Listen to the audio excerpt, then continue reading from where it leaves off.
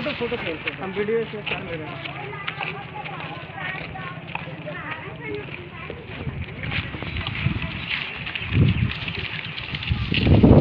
ये महाराष्ट्र बम्बई से दिल्ली होते हुए आए हैं और जिसका लड़ाई आदरणीय वामन मेश्राम साहब जो ट्विटर के माध्यम से लड़ रहे थे, हम लोगों ने मेश्राम साहब तक खबर भेजाया कि ऐसा ऐसा बिहार में गया जिला में हमारे कार्यकर्ता के बच्चों के साथ में हो रहा है। तो मेश्राम साहब ने इसको भारत सरकार को, पूरे देश के प्रशासन को ट्विटर चलाकर हम लोगों ने ट्रेंड चलाया और उसमें तहलका मचा। उसमें प्रशासन ने कहा कि हम कार्रवाई कर रहे हैं। तो मेश्राम साहब ने सर को प्रतिनिधि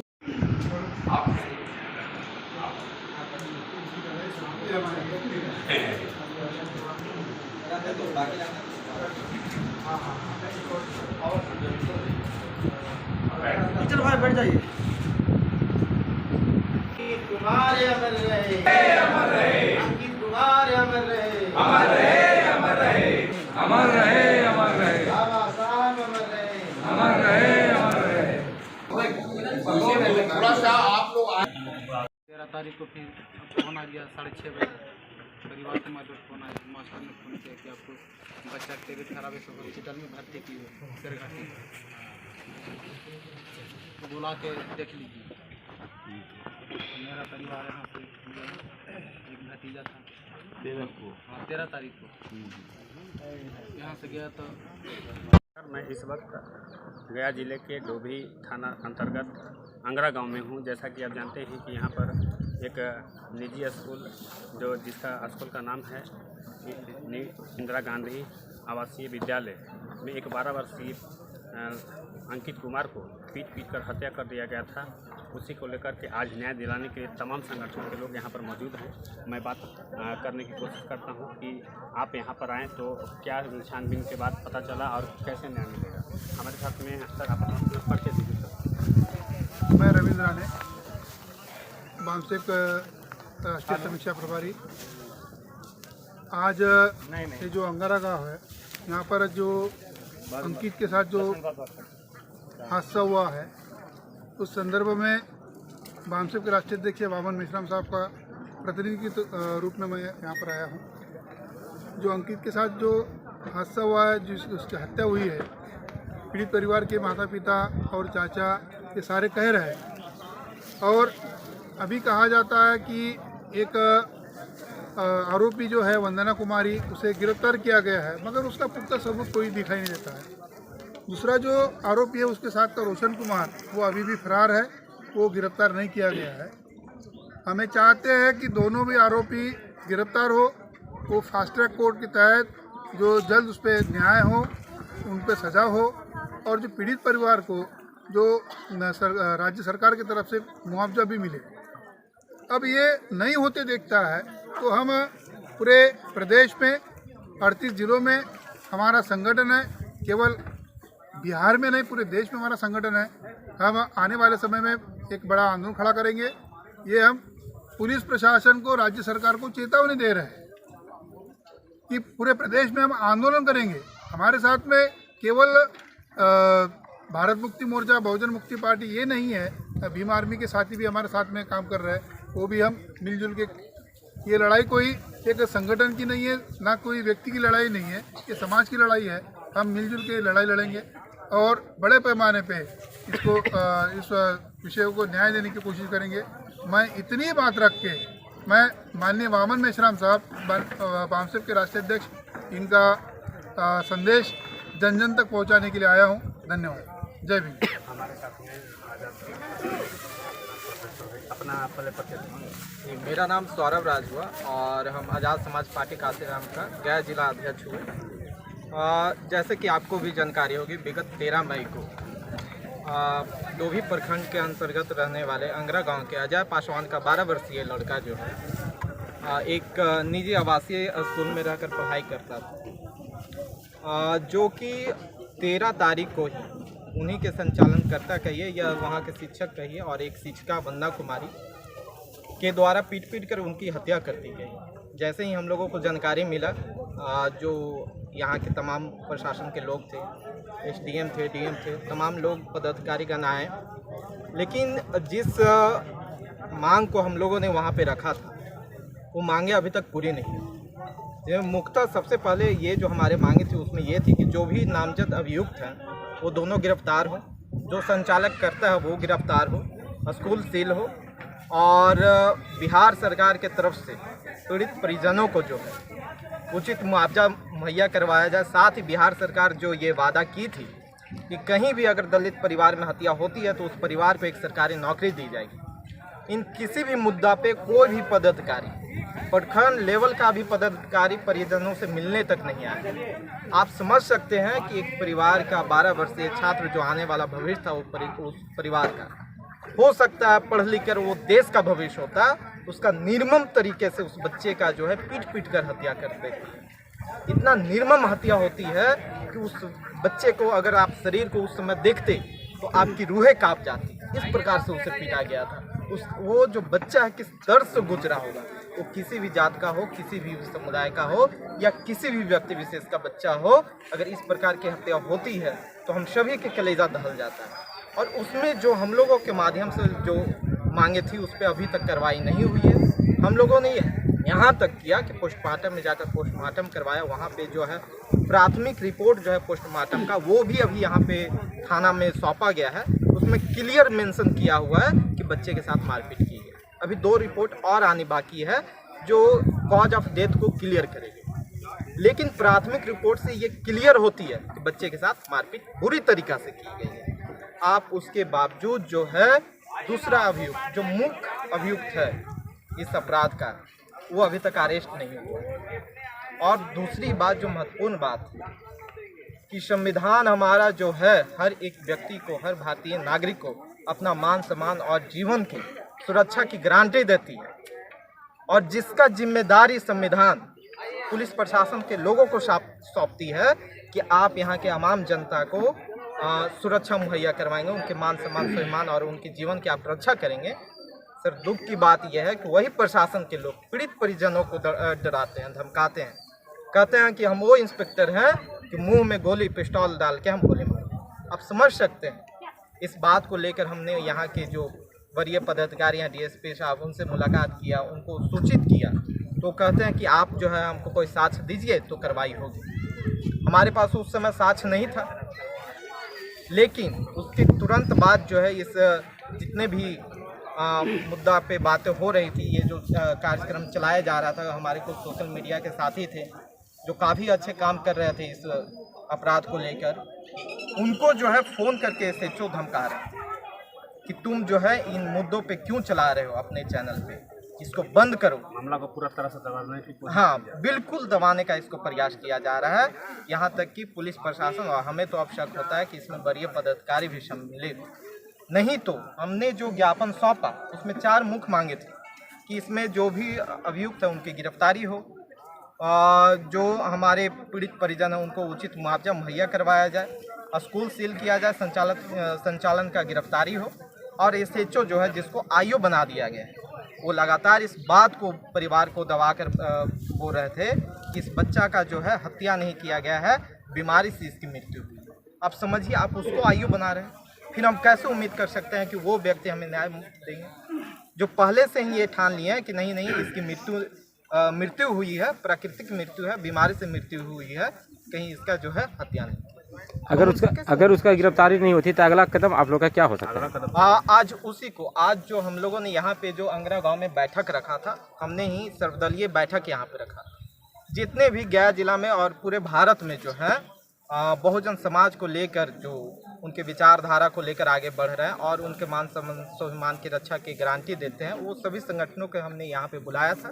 वो सभी संगठन यहाँ पे मौजूद भी हैं और हम लोगों ने सभी संगठनों को उनके मन से उनका क्या निर्णय होगा, सभी के निर्णय को संगठित करके, सम्मिलित करके हम लोग अगला स्टेप उठाने वाले हैं, जिसमें अभी तक हम लोगों ने मुख्यतः ये बातें सोची है, उस पर अमल किया जाएगा। अभी और सभी का जो है बाइट लेना बाकी है, सभी का जो है मत लेना बाकी है।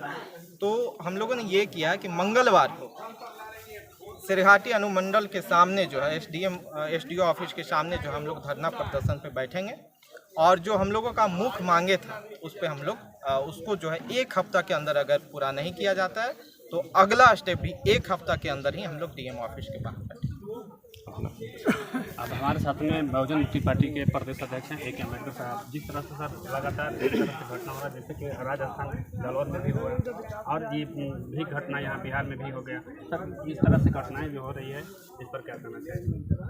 ये सारे घटनाएं जो है प्लान बनाकर किया जा रहा है, केवल आज की घटना नहीं है।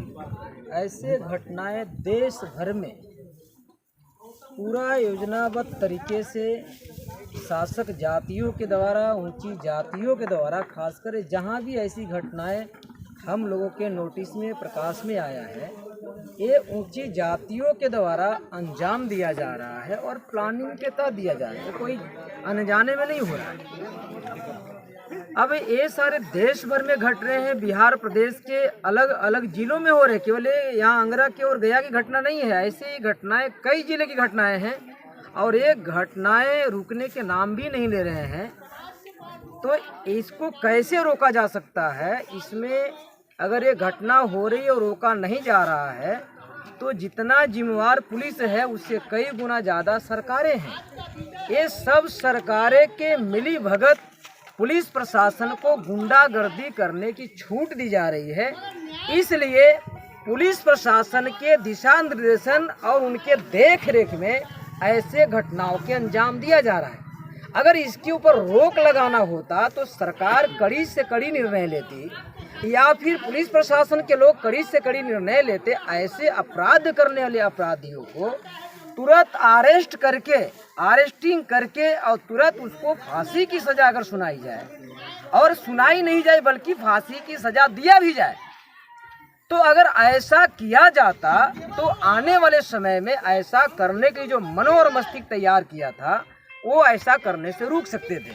तो इस कदम पर काम करते हुए नहीं तो सरकारें नजर आ रही है और नहीं तो प्रशासन नजर आ रहे हैं। अभी वहाँ पानी छूने से मारा गया ना, ये इंद्र कुमार मेघवाल को मारा गया राजस्थान में, इधर पढ़ाई करने पर मारा जा रहा है। तो मतलब बहुजन समाज के बच्चों को इसलिए मारा जा रहा है स्कूल विद्यालय में कि अगर कोई बच्चा पढ़ लिख कर, मालूम है कि विद्यालय में पढ़ने वाला बच्चे हो सकता है भविष्य के डॉक्टर अम्बेडकर बन सकते हैं, फूले बन सकते हैं, सावित्रीबाई फातिमा शेख सब बन सकते हैं, कर्पूरी ठाकुर जगदेव प्रसाद बन सकते हैं। ये नहीं होना चाहिए, इसलिए इनको रोको। तो ये भी एक भविष्य के जो प्लानिंग है उसको रोकने के लिए भी इन लोगों का एक बहुत बड़ा षड्यंत्र है कि इस देश में दूसरा अम्बेडकर पैदा नहीं होना चाहिए, दूसरा फूले पैदा नहीं होना चाहिए, दूसरा कर्पूरी पैदा नहीं होना चाहिए, दूसरा जगदेव पैदा नहीं होना चाहिए, दूसरा संत रैदास संत कबीर पैदा नहीं होना चाहिए। मतलब ये भी एक उनके मनो और मस्तिष्क में ऊंची जातियों के दिमाग में बैठा हुआ है। इसीलिए हमारे समाज के बच्चों को खास कर चिन्हित करके पिटाई करते हैं और पिटाई करके छोड़ते नहीं हैं, उनकी हत्या तक करते हैं। यहाँ तो सर इस खास करके इस देश के अंदर बिहार में यहाँ तक फांसी की सज़ा होने के बावजूद भी वो जो कानून बदल कर यहाँ अपराधियों को छोड़ दिया जाता है, तो क्या यहाँ ये जो अंकित कुमार के साथ में न्याय मिल सकता है? सर अभी जो जिसके आप प्रत्यक्ष रूप में जिस गुंडे की बात कर रहे हैं, आप आनंद मोहन की बात कर रहे हैं, तो अंग्रेजों ने 1894 में एक एक्ट बनाया था। वो एक्ट अंग्रेजों के द्वारा बनाई गई थी और उस एक्ट के तहत उस एक्ट में लिखा हुआ है कि कोई भी अनुसूचित जाति जनजाति, बाद में उसमें फिर संशोधन किया गया और उसमें ऐड किया गया, अगर नौकरी पीरियड में सर्विस आवर में अगर उसकी कोई हत्या करता है तो हत्या करने वाले लोगों को आजीवन, कभी उसको बेल नहीं होगा, आजीवन उसको जेल में सड़ कर ही मरना होगा, ऐसा उसमें प्रावधान किया गया। जब किया गया था तो बिहार सरकार ने क्या किया कि उसमें संशोधन करके 10 अप्रैल 2023 को संशोधन किया। संशोधन करवाने के बाद बिहार का 1 नंबर के गुंडा आदमी रहने वाला सहरसा के पचगछिया गांव का आनंद मोहन को, जो डकैत आदमी है, गुंडा है, गुंडागर्दी करके चुनाव जीतता है और वो गुंडागर्दी उसका केवल अनुसूचित जाति के ऊपर चलता है, जनजातियों के ऊपर चलता है, पिछड़े वर्ग के ऊपर चलता है, अल्पसंख्यक मुस्लिम सिख ईसाई जैनों लिंगायतों के ऊपर चलता है, ऊंची जातियों को उसका नहीं चलता है। तो बिहार सरकार ने जो संशोधन करके गुंडों को बाहर निकाला है, तो जितने छुटमुटवे गुंडे थे उनको गुंडागर्दी करने का और उमंग हो गया और उनकी अंदर ताकत आ गई। और वो बाहर आ गया। मतलब ये बिहार सरकार गुंडागर्दी करने के लिए, चाहे भूमियार हो या राजपूत हो या ब्राह्मण हो, उनको गुंडागर्दी करने की लाइसेंस ये बिहार सरकार उस कानून में संशोधन करके दे दिया। अब दे दिया तो गुंडागर्दी बढ़ेगा नहीं।